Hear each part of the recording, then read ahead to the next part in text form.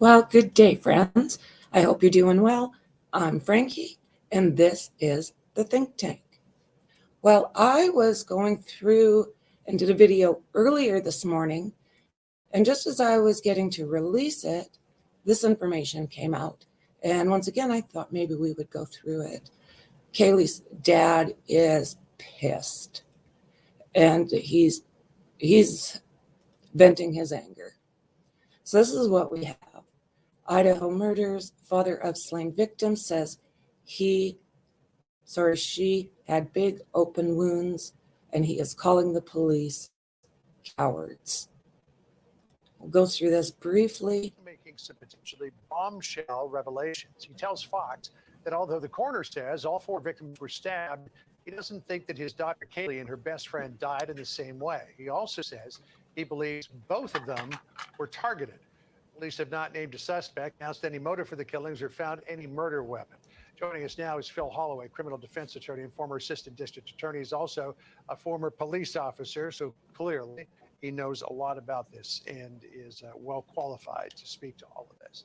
Phil, Steve Goncalves, let's take this a piece at a time. First of all, says he thinks that Kaylee and Madison Mogen were targeted because the killer entered the house through a second floor sliding glass door and then proceeded to go upstairs where his daughter and her friend were sleeping. What do you think?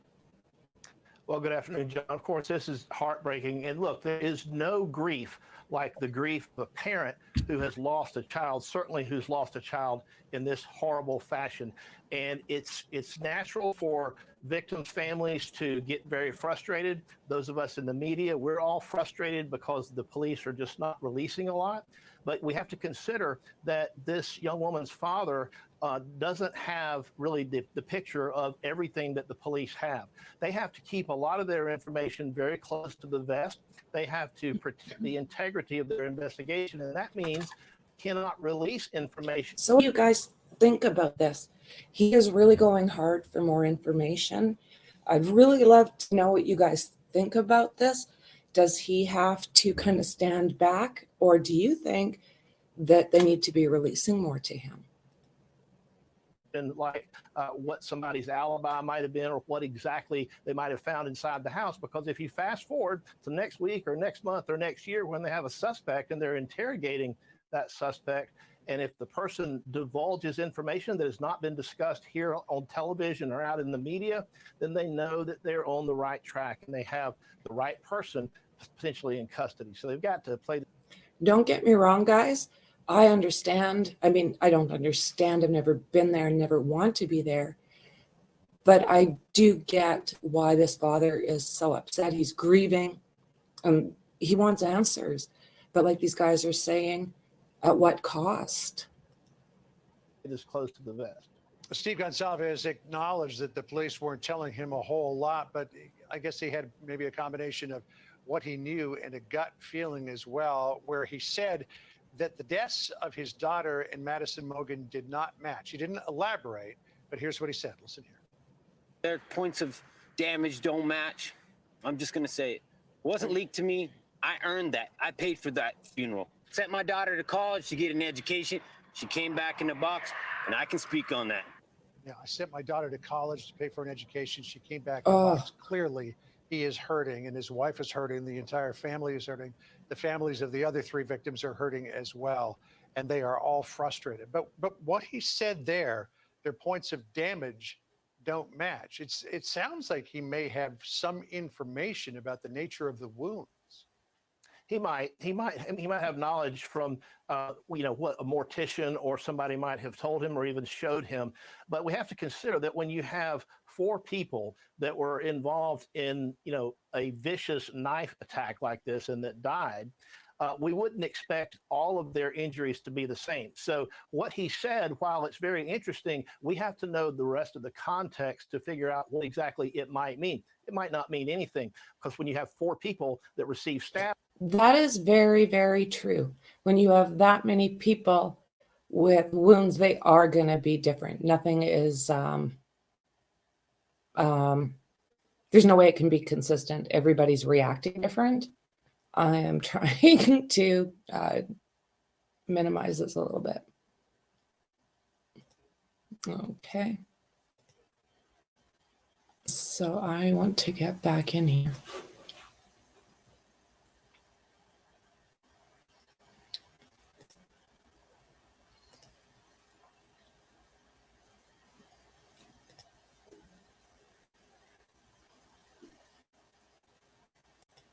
Okay. Sorry, guys. Keeps wanting to give me just the video. I'm after this. Okay. So exclusive. Father of slain University of Idaho student Kaylee Goncalves told Fox Digital the victims had big open gouges. They were clearly the work of a sadistic male, and called police cowards for not sharing more with public. When Steve Goncalves said he asked the coroner, Kathy Mabbitt, how many times the victims were stabbed, she said, "Sir, I don't think stab is the right word. It was like tears, like this was a strong weapon, not like a stab." She said these were big open gouges. She said it was quick. These weren't something where you just go and call 911. They were not going to slowly bleed out, he said. Kaylee Goncalves and her best friend Madison Mogan, 21, Xana Kernodle, 20, and her boyfriend Ethan Chapin, 20, were unalived in the early More than mornings 3 weeks after his daughter and of November 13th in their rental home. The Moscow police, working with the FBI and Idaho State Police, have yet to publicly name a suspect or recover this weapon. So Steve Goncalves said his daughter's injuries did not match Maddie Mogan's wounds. They may have individually died from the exact same thing, being stabbed, but there are more details he added. They're not even close to matching. They're just being cowards. There's girls walking around the streets right now that deserve to know. They should be looking out for a sadistic male. The grieving father paid for a copy of his daughter's death certificate, which included some of the details of her injuries, but he doesn't know whether his daughter or Maddie were the targets. And he said he just has his own suspicions. His daughter and Maddie were ambushed, literally, in their sleep, in the same bed, according to the coroner. Steve surmised that they died in Maddie's bedroom on the third floor because there are photos of Kaylee's room and there's nothing on the bed. He added, his investigators didn't obscure the windows in his daughter's room like they did for the other victims. Although the coroner told Steve Goncalves that the victim died quickly and did not suffer, he is not convinced. Kernodle, who had defensive wounds, and Chapin were found on the second floor of the 1122 King Road. It was one hell of a battle going on down there, from what the coroner told us, Steve said. Holy crap, holy crap. Mabbitt, when reached by phone, declined to comment what information she disclosed to Steve Goncalves. The coroner told him that the perpetrator was a strong individual, but police have yet to identify the subject's gender. I got outraged by them not just coming out and saying this was a woman or a man, because they should know the amount of strength it took to deliver these injuries, he said. They're being cowards. There are girls walking the street right now that deserve to know that they should be looking for a sadistic male. Police said in a statement they will not comment or release specific details, and they have to do this to preserve the integrity of their investigation. He says, we want more than arrest. We want justice. It takes time to do it right. So do you guys think that they do have a suspect in mind? Like, all three Jacks are kind of thrown in there, but I'd like to know, who do you think did this? And one hell of a fight, this is a strong guy. Or is it more than one person? I don't know. So Johnson said the police are encouraging good safety practices in general and are not focusing on a specific threat to the community. So anyone with information is asked to call the tip line 208-883-7180 or email tipline@cimoscow.id.us. Digital media can be submitted to the fbi.gov/Moscow, Idaho. Yeah, how can you not feel bad for this family? For all of these families. I just hope he understands eventually that no one's being cowards. Nobody's trying to cause harm. Literally, they have to keep this stuff to themselves in order to get any kind of justice.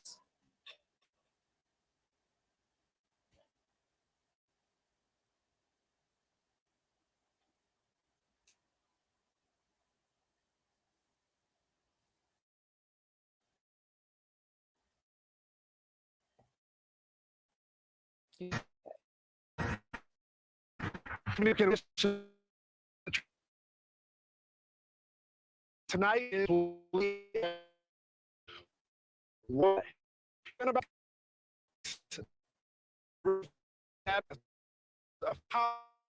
the Anthony Victor and so do fans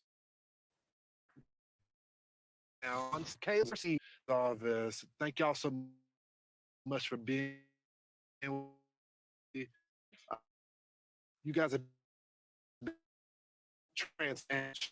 The public, you that did this. Very similar to one of the other ones we looked at, but we'll just take a peek. The boogeyman. Yeah. What did you mean by that? It's literally like what nightmares are made of. Like when you're a little kid and you think of the boogeyman, that's just how I feel. Like, and doesn't, meet you at McDonald's. I mean, the boogeyman comes and snatches you out. Steve, we've been talking. I've been talking to folks in the community. You said something that stuck with me. You said, until this person is caught, you can't sleep in your bed. No, I can't just lay in my bed and do nothing. That's not police family. That's not the way I raise my girls and my son. You don't be a victim. You stand up for yourself and you do everything in your power to make sure people. And they're gonna hear. They're gonna hear Matt. They're gonna hear these. Yeah, they're too. Yes, I'm careful saying anything about them. I need to be careful because I can't speak on somebody else's child. But these two girls, I'm not trying to be a glory hound, but these two girls, I'm going to do what I can do. And we're not being victims. Wait, we're going to figure out how to make sure that we hold everybody, accountable, and we keep eyes and attention on this and get this thing resolved. Steve, you made it very clear to our audience that you are supportive of law enforcement. You support the investigation. But recently, I've been watching and talking with you, and you're getting frustrated.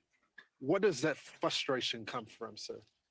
They put certain people between you and the officers that are making. So I don't think the goal is to pit each other against each other. This is literally what they have to do to keep this case safe. Making things happen, and those people are like lawyers and they don't want to say anything, and they don't have the guts to come up and be alpha, and it seems like they're trying to suppress the story. We want to put rewards out there, like, don't do that. Yeah, I get it. Your town doesn't want to have reward posters posted all over when you come and you do your rush. You're not going to get a lot of students if they see those things. See, I didn't realize that they wanted to. I knew that there was talk as to there not being a reward, but I didn't know that they were asked to not put out a reward. But this community is not going to heal until this guy's pulled off the streets. It ain't going to happen. Think it through. It's not going to happen. He has to be off the streets. We all are working for the same thing. When was the last time y'all heard from the police? Thursday. Thursday, we looked at our phone records. We want to be accurate. We don't want to sell anyone out. We're not selling them out. We love our loss. These, oh, there's a break in the case, and it'll just be something stupid. The sixth you know? person There's on the lease that was never there. So I'm serious. I had the opportunity to speak to some of my sources, and I've been told that there were differences in the way that the victims were killed. Some were more severe than the other. And this week we heard target attack, walk back, and then reverse her back to it being a target attack. What can you tell us about the targeted attack? They have told us that it was targeted, but they told us they can't tell who. We asked specifically, and they said, we'll try to get that information to you. And they got back to us a day or so later, and they said, we're sorry, we can't give you that information. But then a day later, we saw in the news that it was not targeted, or they think the whole house. He doesn't have to go up the steps. Let's stop playing games, guys. I need somebody to step up and be an outfit, be somebody to be a leader. Don't make me do it. I don't want to do it. He doesn't have to go up. He doesn't have to go up the steps. Okay. Their points of damage don't match. So I'm just gonna say that is the it same wasn't to me. interview that we have seen before. So do you think that is right? You know, he's choked. He wants answers. And I can't say as I blame him, but I really hope that this frustration does not cause any issues with his daughter's case. You know, these 4 kids do deserve justice. So, guys, thanks for hanging out with me as always. If I see anything else that kind of sneaks up, I know that there is supposed to be something coming out from the police again today, an update. So if that happens, I will get it out to you right away. So thanks for being with me. Please hit that like, share, and subscribe. And I will absolutely see you in the next one.